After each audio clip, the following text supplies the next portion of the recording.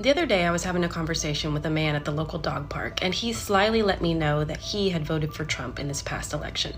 We had had conversations before, and we were talking about how crazy stuff goes down at the dog park, because it does. And he said, yeah, that one lady with the purple hair won't talk to me anymore because she found out I voted for Trump. I nodded and said, yeah, people are upset and afraid, so that makes sense. Then I asked, so why did you vote for him? What made you want to? Instead of answering the question, he let me know that his brother was transgender and he had no problem with that stuff.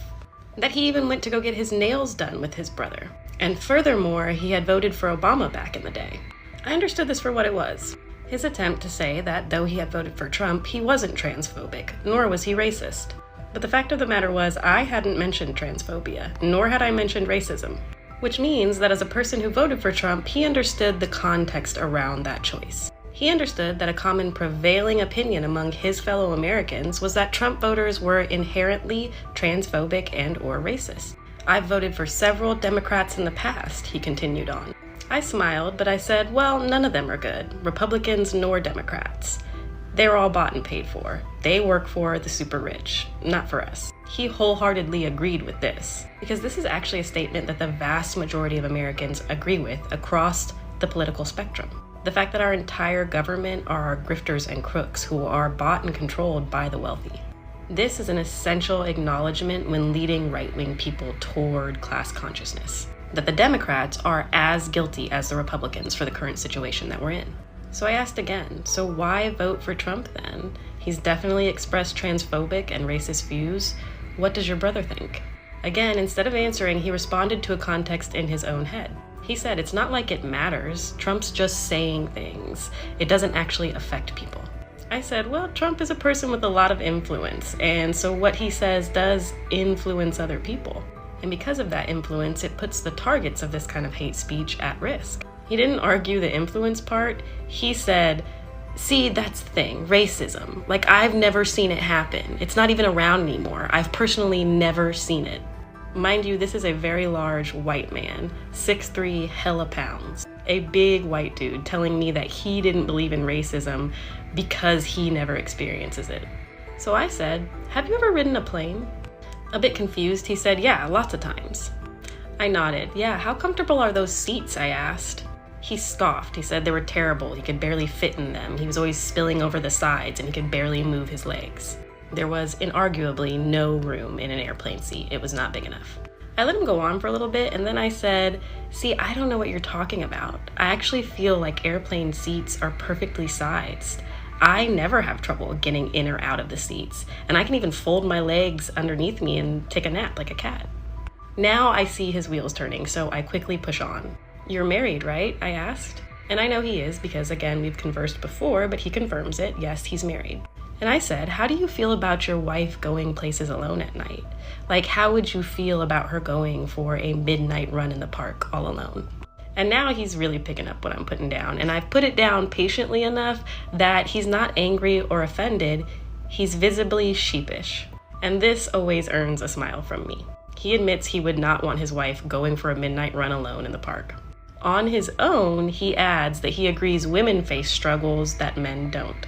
Now I go ahead and finish the thought that's rattling around in his mind. Right, I say, so as white people, we're not experiencing the negative effects of racism because we're not the targets of racism, but the beneficiaries of white supremacy. We might not be seeing it because we don't think that it's actively harming us. Just like how, though I've never had a problem with the size of an airplane seat, that doesn't mean that you've never had a problem with the size of an airplane seat. And just because you might not be in danger going for a midnight run in the park, that doesn't mean that your wife wouldn't be in danger going for a midnight run in the park and be justified in being scared to do so. I see from the expression on his face that a switch has flipped. He concedes the point to me. We keep going until he plainly states that he sees that the points that I'm making apply to racism. Now I push on with some validation. You're right about both the Democrats and Republicans being crooked, though, I say. The whole system is set up to screw us over, and our politicians uphold that system. My favorite part of these conversations is always watching the wheels turn. After this, like I have with many others, I metaphorically take his hand and slowly lead him toward class consciousness. 1, find their starting point. 2, relate their struggles to the struggles of others. 3, identify the real enemy. And then 4, explain the solution.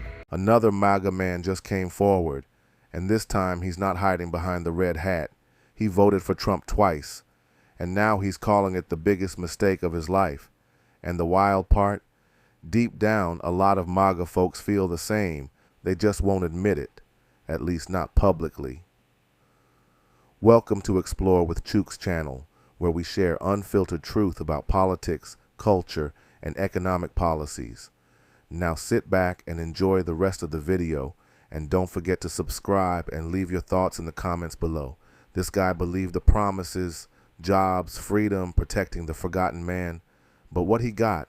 Broken systems, rising costs, and a government that treated him like a prop in a political circus. So why are so many still pretending this administration is working for them? Let's be real. The MAGA base was sold a dream. Drain the swamp. America first. We'll take care of our own. Sounded good. Felt powerful. But fast forward to today, rural towns are still struggling. Healthcare is still a mess. And billionaires are laughing all the way to the bank. And now, when someone finally says, hey, maybe we were duped, they get attacked by their own. This guy said it best. I thought Trump cared about people like me. I realize now I was just part of the show. And that's the truth a lot of MAGA supporters know deep down, but won't say out loud, because once you admit it, the illusion cracks, and no one wants to feel like a fool. But here's the thing. Admitting you were wrong, that takes guts.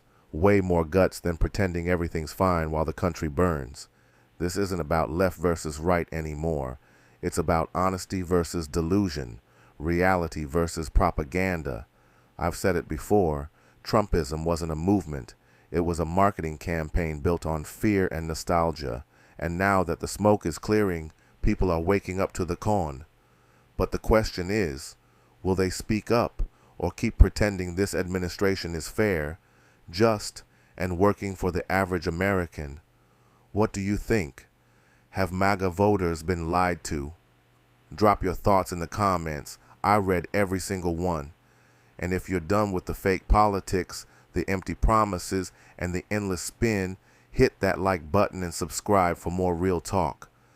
Because the truth is, millions were misled, but only the brave are ready to admit it. Stay informed, stay bold, and don't be afraid to call out the con, even if it wears a red hat. Support this channel by subscribing, liking, sharing, and leaving a comment below. It's time for people to toughen up. It's not about fixing America for everyone. It's about owning the libs at any cost, even when they're the ones paying. Now, Trump himself is leaning hard into this loyalty. He openly talks about revenge on opponents, mass firings of federal employees, even hints at bypassing courts and Congress. Instead of being alarmed, his supporters cheer louder.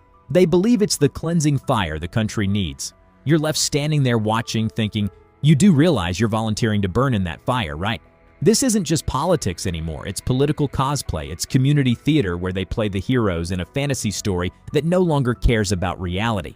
And even as the walls close in, they're rearranging deck chairs and shouting fake news as the ship sinks. So the question every reasonable person keeps asking is, when does it stop? Is there a limit? Is there anything Trump could do that would finally make them say, we were wrong? Or are they so far gone that even the most extreme abuses would be explained away as part of the master plan? Honestly, no one knows. And that's what's terrifying, because this isn't just about them anymore. When millions of people live in an alternate reality, the consequences spill over into everything: elections, policy, trust in democracy itself. So here we are. Trump's back. They're suffering. They refuse to admit it. And the rest of us, we're strapped in for another wild, exhausting, unpredictable 4-year ride. Will reality ever break through? Or will the loyalty only deepen no matter the cost? Smash that like button, sound off in the comments, I know this one's gonna stir things up, and subscribe so you don't miss what we've got next. This roller coaster is only just getting started.